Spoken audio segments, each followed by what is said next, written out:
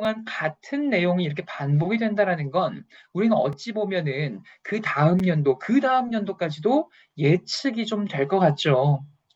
결국에는 우리가 지금 살아가고 있는 이 세상이 시간이 지날수록 덜 더워지기보다는 더 더워질 확률이 크구나라는 걸 우리는 예측을 해볼 수가 있다는 겁니다. 근데 이 날씨가 덥다라는 건 어떤 걸 의미를 할까요? 단순히 그냥 뭐 더워, 에어컨 켜야겠다, 이게 아니다라는 겁니다. 왜냐면요, 이 날씨가 덥다라는 거는 단순히 내가 더위만 느끼는 게 아니라 내 몸의 건강에도 영향을 줄 수가 있기 때문이거든요. 그래서 우리가 아까 제가 초반에 잠깐 말씀드렸지만 이 더운 날을 내가 좀 이겨내기 위해서 에어컨을 틀거나 선풍기를 틀거나 좋은 방법 많습니다. 그런데 진짜로 실질적으로 내 몸을 위한 에어컨은 저는 수분섭다라고 말씀드리고 싶다라고 아까 말씀드렸었죠. 그 이유를 한번 살펴보도록 하겠습니다. 아마 이제 뭐 불과 다음 주부터도 이런 안내 문자 많이 받으실 것 같습니다. 뭐 바깥의 날씨가 폭염으로 인해서 뭐 일사병을 조심하세요. 또는 뭐 열사병을 조심하세요. 이런 내용이요. 우리가 살아오면서 분명히 일사병 또는 열사병 이 단어 자체는 한 번 이상은 무조건 들어보셨을 겁니다. 하지만 전 리더님들한테 이 질문을 한번 드려보고 싶습니다. 일사병과 열사병이 어떻게 다른지 제대로 알고 계시는 분 계십니까? 네. 아마 많지 않으실 것 같아요. 저 역시도 그랬고요. 저는 딱 어떤 느낌이었냐면요. 살아오면서 일사병, 열사병 당연히 들어는 봤는데 좀 비슷한 느낌으로 저는 인식을 하고 있었거든요. 그리고 뭔가 좀 더운, 오늘 유독 덥나 보다, 이런 정도로만 저는 이제 인식을 하고 있었는데, 이게 웬걸. 자료를 찾고 저도 공부를 하다 보니까 일사병과 열사병은요, 완전히 달라요. 그리고 리더님들은 일사병일 때와 또 열사병일 때를 잘 구분해서 조치를 취해 주셔야 된다는 것도 말씀드리고 싶습니다. 우선 일사병 먼저 보시죠. 일사병은요, 쉽게 말해서 우리가 흔히 말해서 좀 더위 먹었다 이렇게 표현을 하기도 하죠. 약간 그런 정도라고 생각하시면 될 것 같아요. 우리가 날씨가 덥다 보면요, 내 몸에서 뭐가 나오죠? 땀이 납니다. 더우면 땀이 난다. 뭐, 어찌 보면 당연한 얘기를 하고 있죠. 요것도 알고 계십니까? 더우면 왜 땀이 날까요? 우린 그걸 아셔야 됩니다. 왜 내 몸에선 더울 때 땀이 날까? 왜 그러냐면 이유는 단순해요. 내 몸은 나를 지켜주기 위해서. 그럼 지켜준다는 게 어떻게 지켜주는 건데?를 보니까 내가 더우면요. 내 몸의 체온이 올라가요. 온도가 올라간다는 거죠. 내 몸이 뜨거워진다는 겁니다. 내 몸이 뜨거워지면은 내 몸은 나를 지켜주기 위해서 이 뜨거워진 온도를 낮춰주려고 해요. 그래서 내 몸 안에 있던 수분이 배출이 되는 땀이라는 게 나오는 겁니다. 그러면 땀이 난다고 무조건 이 더위가 열기가 내려갈까? 아니요. 땀이 나고요. 이 땀이 증발하면서 열기가 내려가는 거예요. 이게 우리 몸에서 땀이 나는 이유 중에 하나입니다. 가장 큰 이유 중에 하나입니다. 그래서 이 일사병이라는 건 뭐냐면요. 내가 너무 더워요. 내가 몸이 너무 뜨거워졌어요. 그러니까 내 몸은 나를 지키기 위해서 땀이 나고 있고, 근데 이 땀이 나는 게 계속 지금 바깥이 환경이 덥다 보니까 계속 열을 식혀주기 위해서 땀이 나는 거예요. 열이 조금씩 떨어지는 거는 좋은 현상이겠지만 이게 웬걸? 내 몸 안에 있어야 되는 수분이 평소보다 바깥으로 더 많이 배출이 된다는 겁니다. 그렇다 보니까 열기가 식히는 것과는 별개로 내 몸의 수분이 빠져나가기 때문에 내 몸 안에서 수분이 해야 될 역할이 제대로 안 돌아갈 수가 있다는 겁니다. 그래서 나타나는 증상들이 뭐 머리가 아픈 두통이라던가 피로감이라던가 뭐 어지럼증, 뭐 구토 증상 이런 것들이 나타날 수가 있다는 겁니다. 그래서 이런 일사병 증상이 나타났을 때는요, 지금까지는 그래도 그나마 내가 자체적으로 좀 조치를 취할 수가 있습니다. 일단 빠르게 그늘로 피하십시오. 그늘로 대피하시고 나서 수분 보충을 좀 해주세요. 요게 우리가 일사병의 증상과 대처 방법 중에 하나예요. 근데 우리가 일상생활을 하다 보면 또 살아가다 보면은 내가 분명히 지금 이런 증상이 나타나고 있는데 목도 유독 마르고 좀 어지럽기도 현기증도 나고 하는데 그늘로 지금 당장 못 들어가는 상황. 또는 당장 수분 섭취가 안 되는 상황이 발생할 수도 있을 겁니다. 이러한 상황, 즉 일사병이 지금 증상이 나타나는데 내가 조치를 취하지 못하고 계속 그 증상이 더 심해지는 상황에서는요, 열사병으로 이게 증상이 더 심해질 수가 있습니다. 열사병은요, 어떤 증상으로 이제 정리를 할 수 있냐면은, 아까 제가 내 몸이 뜨거워지면은 내 몸은 내 열기를 식혀주기 위해서 땀이 배출된다 그랬잖아요. 즉, 내 몸은 스스로 체온 조절하는 기능이 있다라는 겁니다. 근데 그 기능이 마비가 됐다고 보시면 돼요. 내 몸에서 자체적으로 체온 조절할 수 있는 기능이 마비가 됐다라고 하면 어떤 게 증상이 나타날까요? 뭐가 안 난다? 땀이 안 납니다.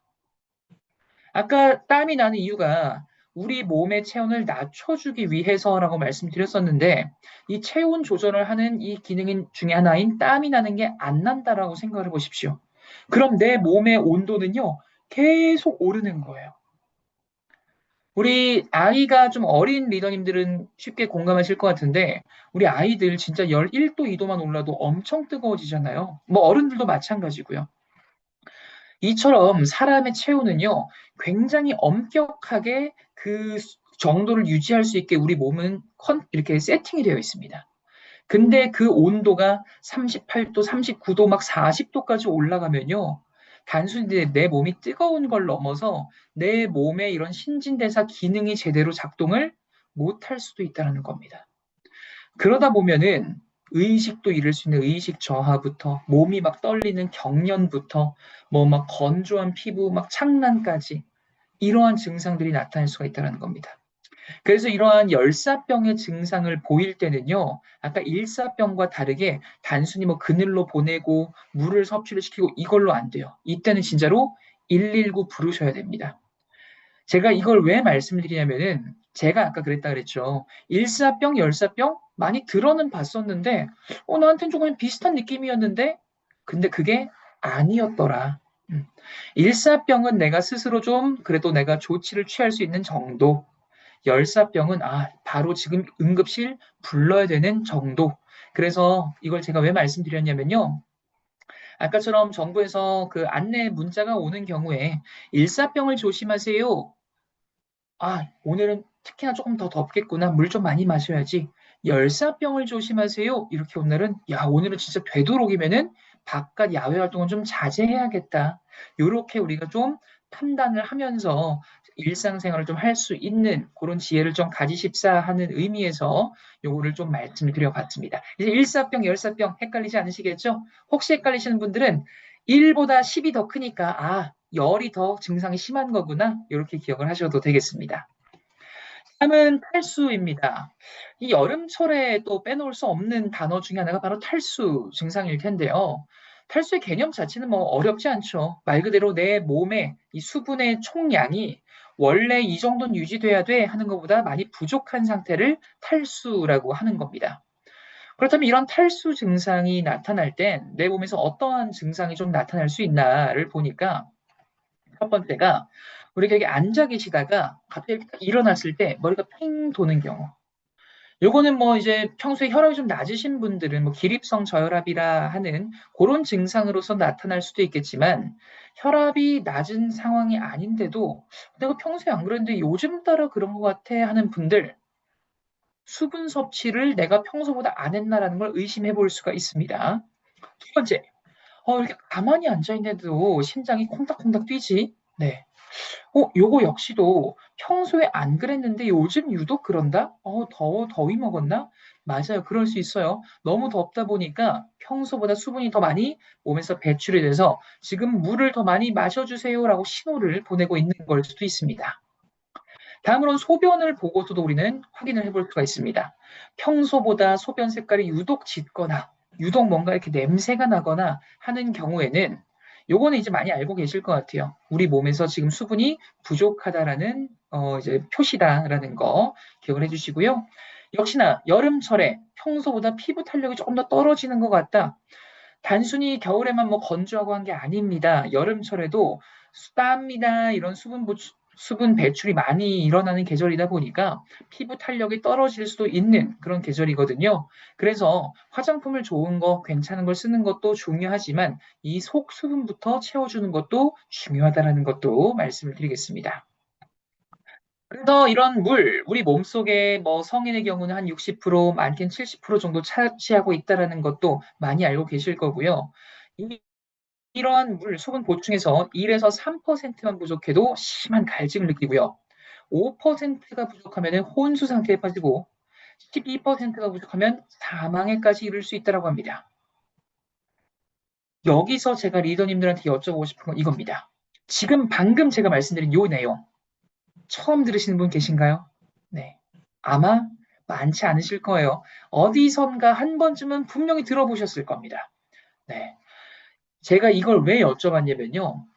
이렇게 이 수분이라는 게 조금만 부족해도 내 몸에 이렇게 심각한 영향을 끼칠 수 있다는 걸 우리는 알매도 불구하고 나를 포함한 내 주변에 많은 사람들이 왜 이렇게 물 마시는 거를 좀 소홀히 할까? 좀 습관이 되지 않았을까라고 생각이 드시는 분들, 우린 요걸 생각해야 됩니다. 내가 누군가한테 야 누구님 진짜 우리 물 요런 만큼만 빠져나가도 정말 우리 몸에서 심한 갈증 느낄 수 있거든요. 그러니까 많이 드셔야 돼요. 근데 또 그 사람 많이 안 먹는 거예요. 안 마시는 거예요. 왜? 이게 어찌 보면은 맞는 얘기인 건 아는데 경각심까지는 이제 안 느껴지는 거죠. 너무 많이 들었다 보니까.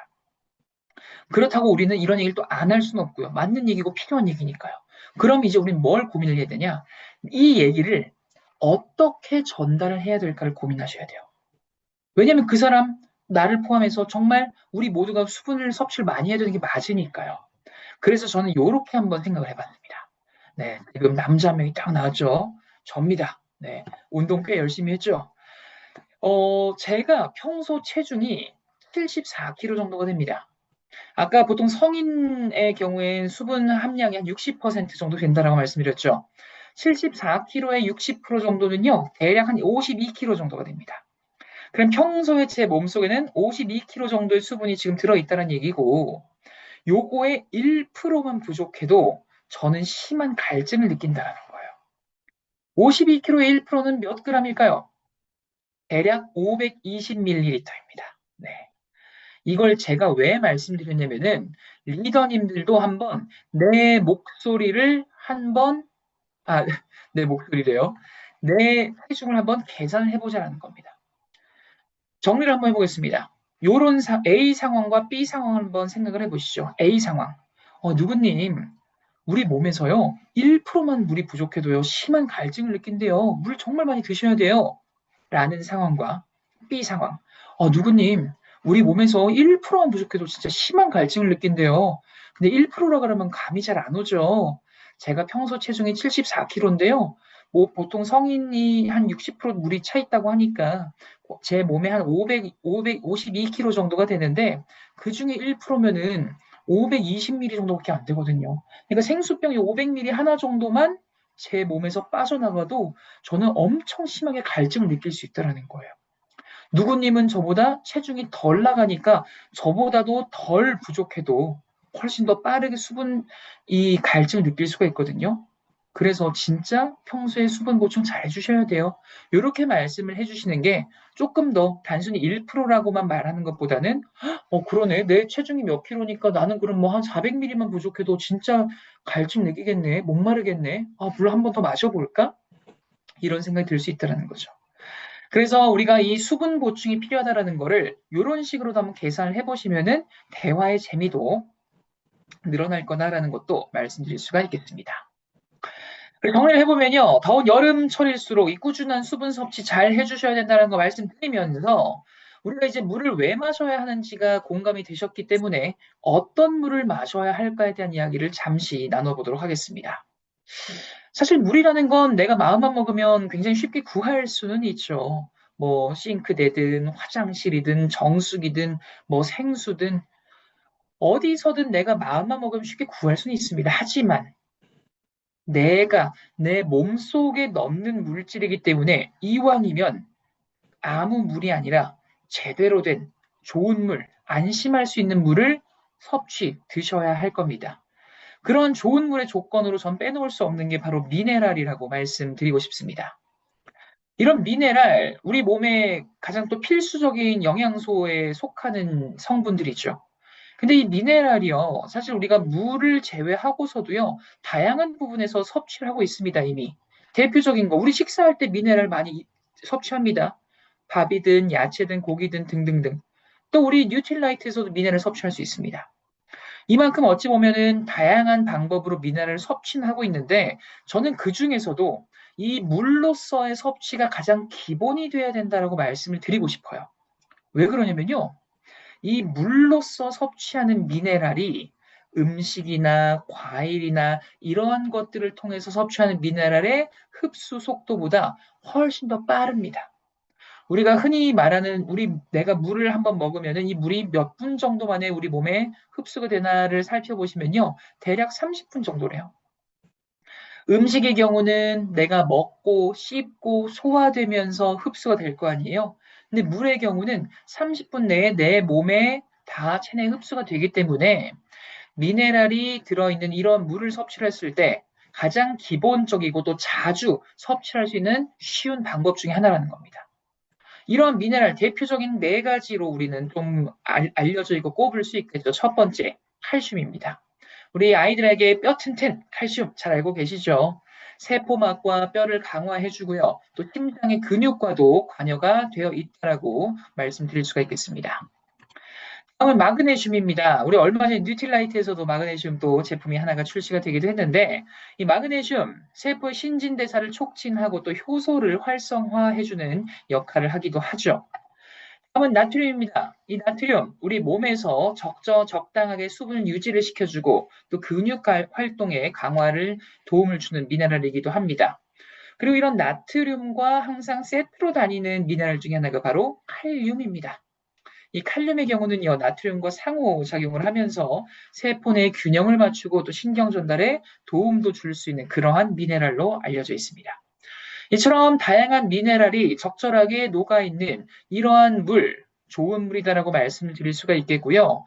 이제 어떤 물이 좋은 물인지 알아봤으니까 어떤 걸 조금 더 신경 써야 하는지도 말씀드려 보도록 하겠습니다. 이거는 저는 특히나 우리나라의 여름철에 조금 더 해당이 된다라고 말씀드리고 싶은데요. 바로 세균과 바이러스입니다. 세균과 바이러스 일단 이름에서도 볼 수 있듯이 이건 뭔가 물에 있으면 당연히 안 될 것 같죠. 근데 왜 특히나 여름철에 이게 조금 더 이슈가 될까를 보니까 우리나라의 여름의 이 환경이 세균이 너무너무 좋아하는 환경이에요. 우리나라 여름 어떻습니까? 덥습니다. 그리고 또 어떻습니까? 습합니다. 네. 이 덥고 습함, 사람의 입장에선 굉장히 조금 불쾌지수도 오르고 짜증나는 환경이라고도 말씀드릴 수 있겠는데, 이 덥고 습한 환경은 세균 입장에서 너무 땡큐라는 환경이다라는 거죠. 잘 자랄 수 있는 좋은 환경입니다. 그러다 보니까 여름철일수록 이런 세균 걱정 더 잘 많이 해주셔야 되는데요. 이 세균과 바이러스의 가장 큰 차이다라 함은 뭐가 있냐면은 세균은 혼자서도 살 수 있어요. 혼자서도 살아갑니다. 바이러스는요, 혼자서는 못 삽니다. 숙주라는 거에 붙어와서 기생해야지만 살아갈 수 있습니다. 이게 가장 큰 차이입니다. 이 세균 조금 더 알아보도록 하겠습니다. 여름철에 또 가장 많이 나오는 기사 중에 하나가 식중독 조심하세요. 배탈 나면 힘듭니다. 조심하세요. 이런 뉴스 기사 많이 보시죠. 실제로 근 몇 년간 자료를 살펴보셔도요. 이 봄, 여름, 가을, 겨울 중에 식중독이 가장 많이 발생을 하는 계절은 뭐니 해도 여름철입니다. 이런 여름철, 우리가 식중독이 왜 발생을 할까? 어떤 증상이 나타날까? 조금 더 살펴보도록 하겠습니다. 일단 식중독이 나타나는 이 감염의 원인을 한번 살펴보면요. 대표적인 게 이런 식재료들을 제대로 익히지 않고 섭취를 했을 경우, 또는 뭐 야채나 채소 같은 것들을 제대로 세척하지 않고 섭취했을 경우에 이러한 식중독에 감염이 될 확률이 높아진다고 합니다. 식중독의 주요 증상 한번 살펴보도록 하겠습니다. 설사부터 배 아픈 복통, 또 구토, 피로, 탈수까지. 굉장히 고생하죠. 배탈 나보신 분들은 아실 거예요. 굉장히 고생합니다. 그래서 특히나 이런 여름철에 신경을 써주셔야 된다는 건데, 지금 이 주요 증상들을 보셔도요, 굉장히 수분 섭취를 내가 잘 해줘야겠다라는 걸 쉽게 공감할 수 있으실 겁니다. 우리가 뭐 설사를 한다던가, 배가 아파서 뭐 이렇게 화장실 자주 간다던가, 또 구토를 한다던가, 결국에 평소보다 설사를 하든 구토를 하든 평소보다 수분 배출이 더 많이 된다라는 이제 증상이겠죠. 그러다 보면 내 몸에서 수분이 더 부족할 거고, 수분이 부족하면 당연히 피로할 거고 탈수 증상이 나타날 수가 있다는 겁니다. 그래서 장염 걸려서 병원 가보신 분들은 아시겠지만 의사분들이 약 처방도 해주시지만 항상 빼먹지 않고 하시는 말씀 중에 하나가 물 많이 드세요잖아요. 다 그러한 이유가 연결이 되어 있다는 거 기억을 해주시기 바라겠습니다. 이런 식중독, 그럼 어떻게 좀 예방을 하는 게 좋을까요?를 보니까요. 가장 뭐 기본적인 거는 손 잘 씻어 주셔야겠죠. 손 잘 씻어 주는 건 기본으로 하고, 우리가 식재료 같은 것들 잘 씻고 잘 익혀서 드셔 주시고요. 또 끓여 먹는 것도 도움이 될 수 있습니다. 다음에 식기류 같은 것들도 교차 사용하지 않게 잘 구분해서 사용해 주시고요. 음식물, 식재료 같은 것들 보관 온도 잘 체크해서 잘 관리까지 해주시기 바랍니다. 근데 제가 여기서 조금 더 눈여겨보고 리더님들과 이야기 나누고 싶은 부분은 뭐냐면요. 바로 3번, 이 끓여 먹기 부분입니다. 끓여 먹기 부분이 참 재밌습니다. 지금 요게 지금 서울시에서 그 이제 안내하는 그런 자료인데요. 말 그대로 여러 시민들이 볼 수 있는 자료이다 보니까 굉장히 좀 보편적인 이런 지식들, 안내 사항들을 좀 말을 해주고 있겠죠. 근데 한 번에 끓여먹는 부분이 제가 왜 재밌다고 했냐면은 리더님들 주변에는 이런 분들 안 계십니까?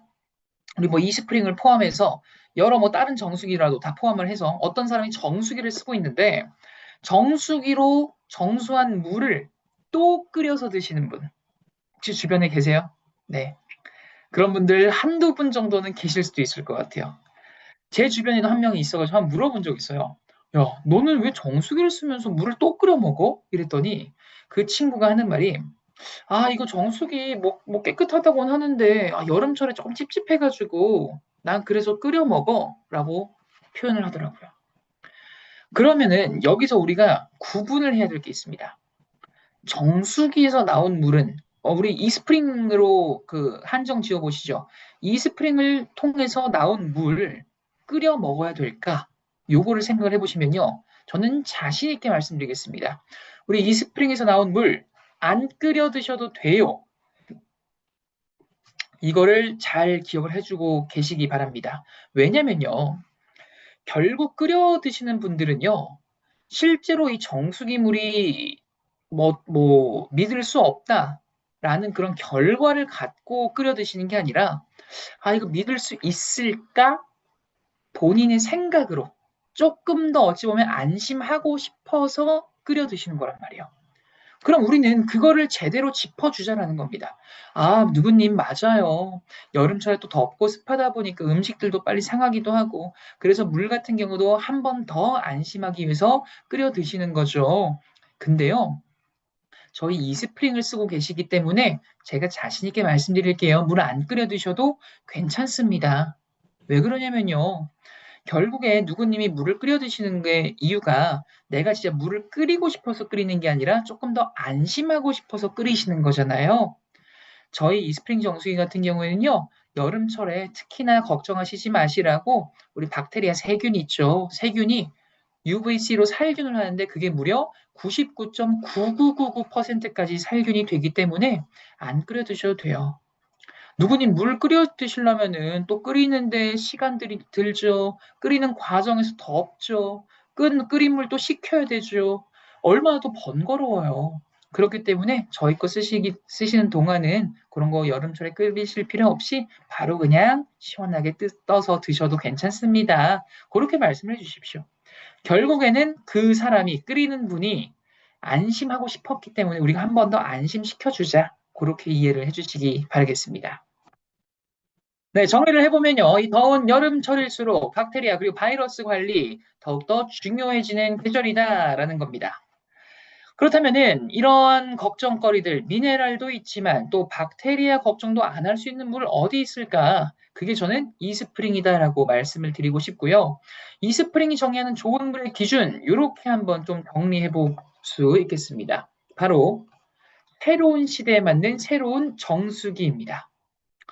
리더님들 우리 옷 구매하러, 옷 그 쇼핑하러 가실 때 있으시죠? 우리가 옷 사러 갔을 때 옷을 사러 갈 때 누구도 트렌드에 뒤처진 유행이 다 지난 옷을 사고 싶어 하는 사람은 많지는 않을 거예요. 그렇죠? 이왕이면 조금 더 유행하는 거, 조금 더 요즘 더 예쁘다고 하는 것들 고르고 구매하실 겁니다. 그렇죠? 우리가 이렇게 옷을 입을 때도 흐름을, 유행을 쫓는 것처럼 제품을 고르실 때도, 정수기를 고르실 때도 이 시대에 맞는, 흐름에 맞는 정수기를 선택하셔야 됩니다. 정수기에서 시대에 맞는다는 건 뭘까요? 결국 옷이라는 건 내가 입기 위해서 구매를 하는 거고, 정수기라는 거는 내가 깨끗한 물을 마시기 위해서, 얻기 위해서 사용하는 제품인 것처럼 그 본질을 잘 생각했을 때 이 정수기가 얼마나 깨끗하게 정수를 할 수 있는지를 보셔야 된다는 겁니다. 근데 이 깨끗하게 정수를 한다는 것 자체가 우리가 걱정하는 오염 물질들을 걸러낸다는 거잖아요.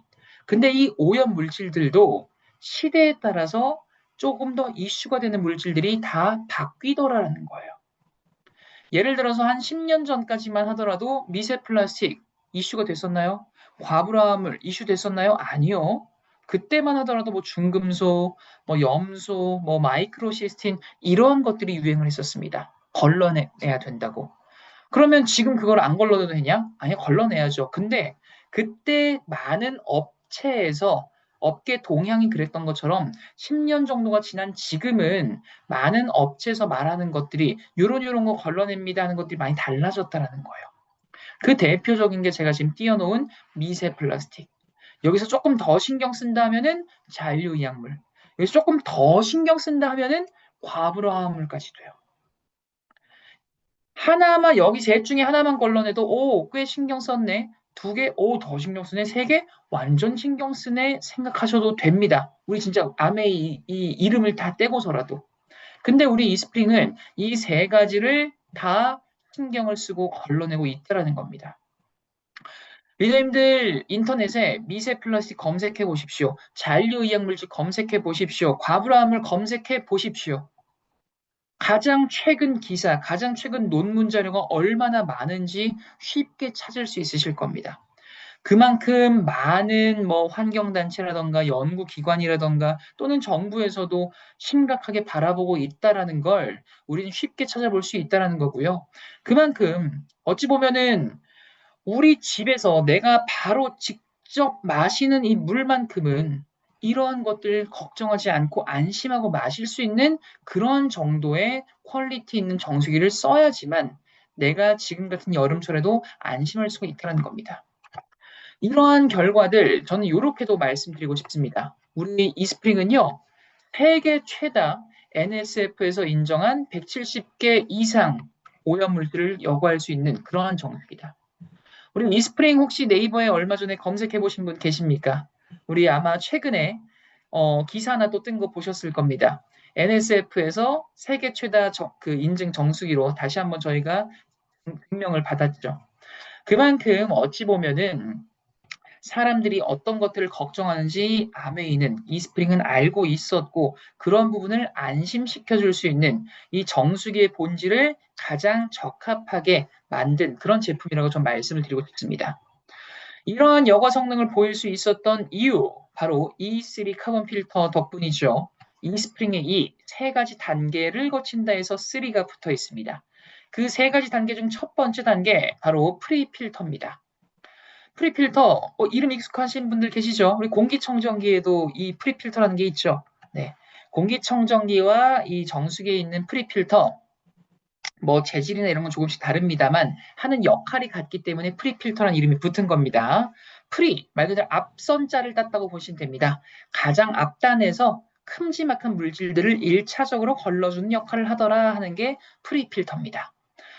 이 프리필터의 경우에는요, 뭐 흙이나 모래 또는 뭐 녹물 이런 것들을 1차적으로 걸러주는 역할을 하고요.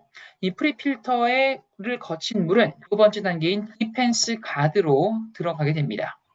이 디펜스 가드 이름에서도 알 수 있듯이 뭔가 디펜스 막아주는 그러한 느낌이 나시죠?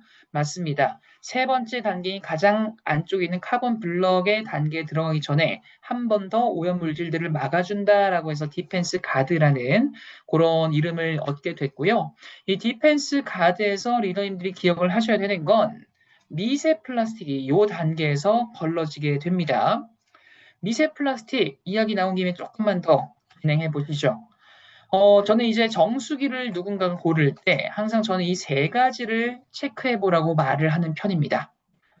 첫 번째, 뭘까요? 그 정수기가 미세 플라스틱을 걸을 수 있는지 없는지를 한번 살펴보셔라.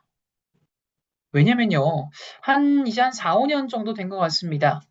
그 몇 년 전부터 미세 플라스틱에 대한 이슈가 많이 발생을 하고 많은 사람들이 이제 미세 플라스틱이 좀 안 좋다라는 건 많이 이제 경각심을 갖고 계시죠. 그렇기 때문에 많은 정수기 업체들이 우리 미세 플라스틱 거릅니다. 저희도 걸러요. 우리도 걸러요라고 하는 업체들이 많이 생겼다라는 겁니다. 그렇다 보니까 이제는 어떤 정수기가 미세 플라스틱을 거른다라는 것만으로는 이게 정말 좋네라고 하기는 선택지가 좀 많아졌다는 겁니다.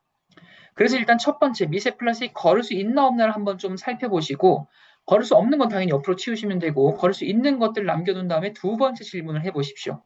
그렇다면 그 제품 미세 플라스틱을 얼마나 걸을 수 있어요? 요걸 한번 체크를 해보십시오. 그러면 어떤 제품은요, 우리는 이만큼 걸을 수 있습니다. 몇 프로 걸을 수 있습니다. 말하는 제품도 있을 거고요. 또 어떤 제품은, 우리는, 그냥 걸르긴 걸러요.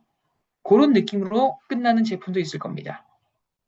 어떤 제품이 우리가 미세 플라스틱을 굉장히 많이 거른다라고 자랑하고 싶으면은 분명히 단순히 우리 거릅니다라고만 끝나는 게 아니라 얼마나 거르는지도 다 말을 할 겁니다. 자랑하고 싶으니까요. 근데 단순히 거릅니다라고만 말하는 것들은 역시 옆으로 살짝 치워놓으시면 되겠죠. 그럼 이제 세 번째, 얼마나 거른다라고 말한 것들을 남겨두고 나서 마지막 질문은, 그러면 그 얼마나 거르는 거 어디서 인증받았어요? 그거를 살펴보시기 바랍니다. 그렇다면 이제 남는 제품들 거의 없을 거라고 저는 확신합니다. 왜냐면요. 일단 우리 이스프링을 기준으로 한번 보시죠. 미세 플라스틱 걸을 수 있어? 걸을 수 있어요. 그래? 얼마나 걸러? 우리 99% 걸러요. 엄청 많이 그러는데 그럼 그거 어디서 인증받은 거야? 좀 많이 알아보시는데요. 우리는 NSF에서 인증까지 받은 그런 정수기예요. 이 얼마나 거른다라는 이 99%라는 수치는 사실 누가 봐도 정말 많이 거의 100%에 가까운 수치이기 때문에 쉽게 이해가 되고 공감이 될 수 있습니다. 그런데 어느 기관에서 거르는지가 왜 중요하냐면요. 마치 이런 느낌입니다. 어떤 학생이 두 명이 있다고 가정을 해보시죠. A 학생이 자기 학교에서 수학 시험을 99점을 맞았어요. 잘했어요. 칭찬해줄만 해요. 근데 B 학생은 수능에서 수학을 99점 맞았어요. 둘 다 같은 99점이죠. 근데 둘 중에 누가 더 잘했냐라고 질문을 받으면 아무래도 조금 더 많은 사람이 수능에서 99점을 맞은 친구를 그래도 이 친구가 조금 더 잘하지 않겠어? 라고 할 수도 있을 거예요. 왜냐? 결국에 어떤 그 학교에서 99점 맞은 거랑 수능에서 99점을 맞은 거는 전국적으로 인정을 해줄 수 있는 범위가 달라지기 때문이죠. 그게 인증기관의 중요성입니다. 이러한 미세 플라스틱을 시험을 해서 결과를 내줄 수 있는 인증기관 찾으려면 사실 굉장히 많이 찾을 수 있을 거예요. 심지어는 자체 시험이라고 말하는 것들도 있어요. 근데 그런 것들을 뭐 평가절하하고 무시하는 게 아니라 그것보다는 이왕이면은 내가 보든 뭐 프랑스 사람이 보든 한국 사람이 보든 미국 사람이 보든 어느 나라 사람이 봐도 인정해 줄 만한 그런 공신력 있는 글로벌한 기관에서 인증을 받았다면 훨씬 더, 이 제품에 대한 신뢰성까지 올라갈 수가 있을 거라고 저는 생각이 듭니다. 정수처리, 수처리에서 그러한 공신력, 힘을 갖고 있는 기관이 NSF라는 기관이고요. 우리는 NSF에서 미세 플라스틱을 99% 걸러내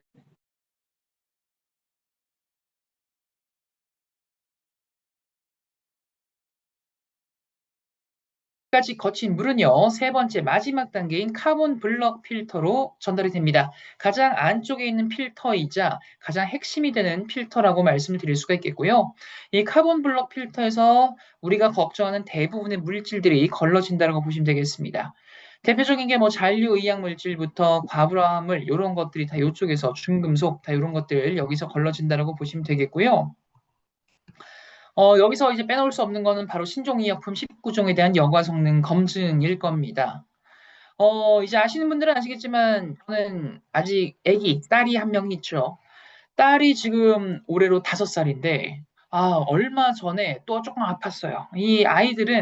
이 아이가 처음에 시작점이 될 수도 있고 또는 친구들이 시작점이 될 수도 있고 어린이집 유치원에서 한 명 아프기 시작하면 우르르 또 같이 걸리기도 하잖아요. 그러다 보니까 항생제를 막 처방을 받을 때도 있는데 이런 항생제를 주는 부모 마음도 좀 걱정이고 미안한 마음도 있는데 이런 항생제 뭐 어린아이들뿐만 아니라 어른들에게도 어찌 보면 정말 아플 때 꼭 필요한 약품 중에 하나죠. 근데 이러한 것들이 사람 몸에만 들어오는 게 아니라 우리가 사용을 하면서 버려지는 경우도 있다는 거죠. 이제 안 아파서 안 먹는 약들. 근데 이러한 약들 작년에도 재작년에도 10년 전에도 아마 하물며 100년 전에도 또 앞으로 1년 후도 2년 후도 5년 후 10년 후도 사람들은 계속 쓸 겁니다. 나도 쓰고 이 사람도 쓰고 저 사람도 쓰고 한국을 넘어서 전 세계에서 계속 사용이 될 거예요. 내 입장에선 그냥 한 번 버린 거였는데 지구 입장에서 보면은 이 지구라는 요 행성에서 이 전 세계 사람들이 한 번 한 번 버린 것들만 다 받아낸다고 쳐보십시오. 그것만 해도 정말 많은 양일 텐데 예전에도 또 앞으로도 계속 이러한 버림이 폐기가 발생한다라는 걸 우리는 생각을 해본다면은 결국에 이게 강이나 하천으로 바다로 흘러들어갈 거고 우리는 결국에 이러한 것들에서 다시 먹이 사슬에 의해서 물부터 음식부터 다 먹고 마실 거고요. 그렇기 때문에 우리가 매일매일 마셔야 하는 이 물 역시도 이러한 것들로부터의 걱정에서 완전히 자유로울 수는 없다라는 겁니다. 그렇다고 우리가 아이한테 주는 이 물, 매번 걱정하면서 여기 혹시 항생제 섞여 있으면 어떡하지? 오염물질 많으면 어떡하지? 걱정하면서 주면은 물 못 줄걸요. 그렇기 때문에 적어도 내가 우리 아이한테 우리 가족에게 주는 물만큼은 이러한 걱정하지 않을 수 있을 정도의 퀄리티, 수준을 우리는 찾아보셔야 한다는 겁니다. 그러한 면에서 우리 뉴이스프링의 경우는 항생제를 포함한 항우울제, 항정신성 의약품 이러한 것들을 포함한 신종 의약물질 19종에 대한 여과 성능까지 검증을 받았다는 겁니다. 그런 것들의 대표적인 게 뭐 설파메라진, 설파메타진, 클로랄 하이드라이트 이런 것들이 있는데요. 이름이 너무 어렵죠. 제 강의 이제 많이 들어보신 분들은 아실 겁니다. 우리 앞에 설파가 붙으면 어떤 성분이라고 말씀드렸죠? 바로 항생제 성분이다. 네. 이렇게만 기억을 하셔도 아주 우린 충분하게 설명할 수 있고 이해할 수 있다라고 저는 말씀드리고 싶습니다. 다시 한번 설파가 붙으면 어떤 성분이라고요? 항생제 성분. 네. 우리 김옥순 리더님 감사합니다. 우리 딱 말씀해 주시는 거 마침 저한테 딱 보여가지고 네. 그렇게 이제 기억을 해주시면은 우리가 기억하기도 이해하기도 설명할 일이 있으실 때도 훨씬 더 수월하게 설명할 수 있으실 겁니다. 네, 다음은 과부라 화합물입니다. 이 과부라 화합물 어찌 보면은 근 몇 년 안에 미세 플라스틱만큼 또 신종 의약물질만큼 더 많은 사람들에게 익숙하게 안 좋은 걸로 익숙해질 물질이라고 좀 자신 있게 좀 말씀드리고 싶습니다. 우리 인터넷에 과부하물이라고 한번 검색해 보십시오. 뉴스 한번 찾아보십시오. 정말 많은 뉴스 기사 자료들 찾아볼 수 있으실 겁니다. 기본적으로 우리가 이제 그 수십 년 전부터 코팅제로 사용이 된 많은 그런 화학 물질로 알려져 있는 게 과부하 화합물입니다. 코팅 라이펜, 종이컵, 종이봉투, 뭐 방수가 된 등산복, 방수된 카페트 등등등, 뭐 소방관 분들이 쓰신 소방폼 이러한 많은 것들에 과부하물이라는 게 사용이 됐었고요. 그리고 인간 세상에 도움을 줬냐라는 질문에는 완전 많은 도움 줬습니다. 정말 많은 편리함도 줬습니다. 근데 거기가 끝이었으면 좋았을 텐데 이게 수십 년간 또 사용이 되다 보니까 버려졌을 거고 폐기됐을 거고 또 이러한 것들 누군가는 연구하고 시험해봤다라는 거죠.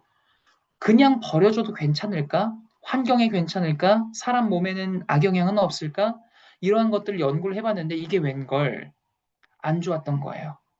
자연에서 분해가 되는 것도 사람 몸에 들어와서 악영향을 끼치는 것도 굉장히 오랜 시간 동안 안 좋은 영향을 끼치더라는 겁니다. 이 과부하화합물이라는 건요, 단순한 한 물질을 말하는 게 아니라 큰 카테고리라고 보시면 되겠고요. 우리 마치 이런 느낌입니다. 비타민도 비타민이 하나가 있는 게 아니죠. 비타민 안에 여러 가지 비타민들이 있는 것처럼 과부하물도 과부하물이라는 카테고리 안에 여러 가지 하위 항목들이 있습니다. 그리고 그중에 대표적으로 안 좋다라고 알려진 게 바로 피포와 피포스입니다. 지금 보라 색깔로 이렇게 표시가 된 거 있죠. 이 피포와 피포스가 왜 안 좋다라고 알려져 있냐면 발암 물질로 알려져 있어요. 공식적으로. 그렇다 보니까 이 과부하물 역시도 앞으로 더 신경을 써야 하는 물질로 많은 기관이나 이런 뭐 단체에서 지금 계속 주장을 하고 있고요. 지금 이제 구 이스프링에서는 피포와 피포스를 제거하고 있었는데 20년 정도가 지난 지금 이제 뉴이스프링이 2024년도에 출시가 됐죠. 그 당시에는 이 2종을 포함한 하위 5종이 추가가 돼서 현재 NSF에서 인증하고 있는 전 7종에 대한 과부하물 역시 뉴이스프링은 걸러내고 있다는 것도 말씀드릴 수가 있겠습니다. 네, 여기까지가 이제 E3 카본 필터에 대한 설명이었고요. 아까 제가 세균 걱정 여름철에 더 하셔야 된다라고 말씀드렸죠. 그 부분의 경우는 바로 이 UVC LED로서 해결을 할 수 있다라고 말씀드릴 수가 있겠습니다. UVC LED NSF에서 세계 최초로 인증을 받은 기술력이기도 합니다. 그 결과는 굉장히 놀랍습니다. 박테리아 99.9999%, 그리고 바이러스 99.99%의 비활성화, 조금 더 쉽게 말하면 살균 능력을 갖고 있다는 거죠. 그래서 제가 아까 우리 여름철에도 이스프링 쓰시는 분들은 물 끓여 드실 필요 없어요 말씀드렸던 게 이러한 이유 때문이었습니다. 이러한 좋은 멋진 결과를 낼 수 있었던 이유는 바로 뉴 이스프링에 적용된 UVC LED의 파장 덕분인데요. 흔히 미생물이 가장 취약한 파장이다라고 말을 하는 파장은 265 나노미터를 말을 합니다.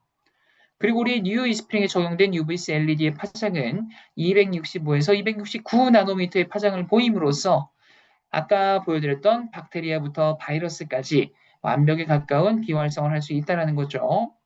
그래서 요거를 제가 영상을 준비했습니다. 얼마나 효과가 있는지 같이 한번 보면서 이야기를 나눠보도록 하겠습니다. 세 개의 시험체가 나올 거고요. 하나는 아무것도 정수되지 않은 물, 하나는 카본 블록만 정수된 물, 마지막 하나는 UVC LED까지 정수가 된 물입니다. 시간이 지날수록 이 세균에 부딪히게 되면은 색깔이 붉게 변하게 될 텐데요. UVC LED가 적용된 거 얼마나 늦게 효과가 있는지 한번 보도록 하겠습니다. 지금 다른 앞선 것들은 시간이 지나면서 좀 붉게 표시가 됐는데 UVC LED까지 거친 물은 거의 한 20시간가량이 지났는데도 색깔이 거의 변하지 않는 그걸 확인할 수가 있었죠. 네, 이만큼 이 UVC LED의 비활성화 능력이 뛰어나다라는 걸 우리는 육안으로도 확인을 해볼 수가 있었습니다. 혹시 방금 보신 영상 필요하신 분들 계시면요. 우리 한국암의 유튜브, 공식 유튜브에 올라가 있으니까 그거 활용하실 수 있다는 것도 말씀드리겠습니다. 네, 이렇게 UVC LED가 적용이 되면서요. 기존 램프 대비 에너지도 25%나 절약을 할 수 있었고요. 한번 설치하면 최대 10년 동안 쓸 수 있는 매년 폐기가 되지 않기 때문에 환경까지 생각한 그러한 기술력이다라는 것도 정리를 해볼 수가 있겠습니다. 이처럼 E3 카본 필터부터 그리고 우리 UVC LED 기술력까지 아까 말씀드렸던 이 NSF라는 기관에서 우리는 모두 인증을 받았습니다. 앞으로 NSF 인증을 보실 때는요, 얼마나 이 절차가 복잡한지, 어려운지, 그리고 또 비용도 많이 들고, 이렇기 때문에 우리가 NSF 인증에 대한 이런 자부심을 다시 한번 좀 가질 수가 있다는 것도 기억을 해주시기 바라겠고요. 이러한 정말 복잡한 절차, 인증 절차를 거쳐서 우리 뉴 이스프링의 경우는 이런 4가지의 인증 항목을 획득을 했다라는 겁니다. 42항목의 경우는 가장 기본적인 물에 있는 심미적인 요인들, 우리가 맛이라던가 아니면 또 오염물질 보이는 것들, 이런 것들 얼마나 잘 걸러졌나를 살펴본다라고 이해를 해주시면 되겠고요. 네, 53항목은 우리가 전통적으로 걱정하는 오염물질들, 또 55B 같은 경우는 박테리아나 바이러스에 대한 살균 능력에 대한 인증, 또 401항목 같은 경우는 새롭게 요즘 발견된 오염물질들에 한해서 또 이렇게 인증을 해주고 있습니다. 정리를 해보면 가장 기본부터 가장 최신에 걱정해야 되는 것까지도 다 우리는 아우르는 인증을 획득을 했다라는 거 말씀을 드릴 수가 있겠고요. NSF뿐만 아니라 미국 수질협회라고 하는 WQA에서 발급하는 이 골드실까지도 우리는 획득을 했습니다. 말 그대로 정수기에서 받을 수 있는, 획득할 수 있는 끝판왕 인증들을 다 받았다라고 이해를 하셔도 무방합니다. 그만큼 믿을 수가 있는 그런 정수기다라는 거죠. 네, 이렇게 우리가 받은 인증 제도까지도 한번 살펴봤고요. 마지막으로 드릴 말씀은 우리 여름철 대비 퍼싯, 요 물 나오는 길이 있죠. 퍼싯도 한번 세척을 해주시는 것도 말씀을 드리면서 좀 마무리 지을 수 있겠습니다. 어렵지 않습니다. 뉴 이스프링 기준으로 퍼싯 그냥 거위목 같은 거 잡고 그냥 당기십시오. 그럼 빠집니다. 그렇게 해서 식초 이렇게 보울 같은 거에 담아 놓으시고 1시간 정도 담가만 놓으셔도 괜찮아요. 볼일 보고 나서 담가놨던 거 꺼내서 한번 헹궈만 주시면은 그게 세척입니다. 어렵지 않으니까 우리 여름철에 한 번 정도는 꼭 한번 해주십사 말씀드리면서 이런 좋은 정수기 많은 분들이 한번 체험을 해줄 수 있게 경험하실 수 있게 현재 본사에서 환승 워터 물도 한번 환승해보자라는 그런 차원의 보상 판매 프로모션 현재 진행 중에 있습니다. 지금 마케팅팀한테 전달받은 소식을 들어보니까요. 현장에서 굉장히 뜨겁게 반응을 해주고 계신다라고 해서 저도 더 신나게 소개해드릴 수 있는 것 같은데요. 일단 구형 이스프링 쓰시는 분들 계시면은 우리 뉴 이스프링으로 보상 판매, 우리 아메이 바우처 10만 원권 2장입니다. 총 20만 원 받으실 수 있는 혜택을 가져가실 수 있고요. 타사 정수기 쓰시는 분들도 동일한 혜택 받아보실 수 있습니다. 더 놀라운 사실은 우리가 흔히 이런 기계식 정수기 말고 포트형 정수기라고 하는 브리땡 있죠. 이렇게 물통 같이 생긴 거 브리땡. 브리땡도 적용된다라는 것도 말씀드리겠고요. 그리고 이제 무료 설치 기간도 27년 2월까지 연장을 해주기로 결정이 났습니다. 요거 혜택 잊지 마시고요. 아까 우리 김현주 의원님도 말씀 잠깐 해주셨지만 7월, 8월 2달간만 현대, 신한, 삼성카드 10개월 무이자 혜택까지도 제공을 해드립니다. 이번에 마케터가 진짜 칼을 갈고 프로모션 준비한 것 같아요. 거의 하나만 있어도 꽤 환영받을 수 있는 내용들을 완전 다 이번에 하나에 뭉쳐가지고 본인도 말하더라고요. 이런 혜택 이제 언제 나올지 모르겠다며. 그래서 더 늦지 않게 환승워터 프로모션 놓치지 마시고 많은 혜택 받아가시면 좋을 것 같고요. 오늘 제가 드릴 말씀은 이렇게 마무리를 지을 수 있을 것 같습니다. 네, 더운 날씨가 이제 이어질 것 같습니다. 열대야도 발생할 것 같은데 더운 나날이지만 우리 수분 보충 잘 하시면서 내 몸에 에어컨 잘 한번 활용해 보시면서 저는 이렇게 물러가도록 하겠습니다. 나중에 또 좋은 강의로 찾아뵙도록 하겠습니다. 감사합니다. 네, 감사합니다. 열정적으로 저희 정보를 전달해 주신